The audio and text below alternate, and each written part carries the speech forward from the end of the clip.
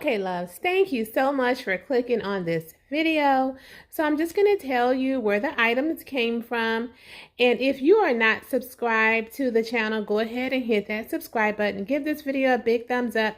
Turn your notification bell on so you won't miss any of my videos.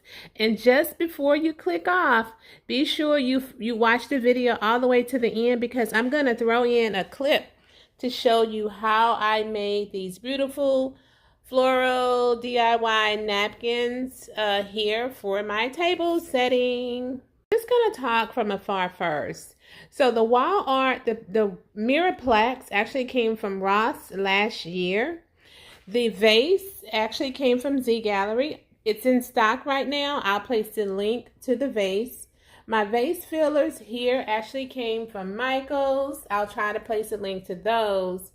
My tulips actually came from, these tulips actually came from Marshall's. The little rabbit came from Marshall's. And my Easter egg napkin rings actually came from Home Goods. The actual bling candle holders here came from Pier 1. The candles came from Home Goods. I have a mask on my table because a repairman just left the house and I had my mask on. So the wine glasses actually came from Home Goods. The coasters came from Home Goods. This particular placemat here came from Home Goods. The napkin here came from eFavormart. And everything else came from Z Gallery last year. I don't think they sell these placemats anymore. These plates are discontinued, but you may be able to get your hands on the aqua placemat.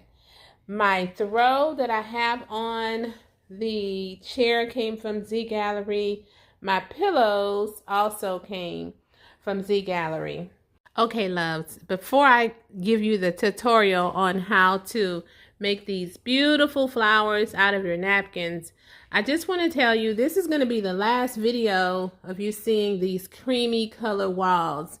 We painted our living room white and we're working our way all the way through.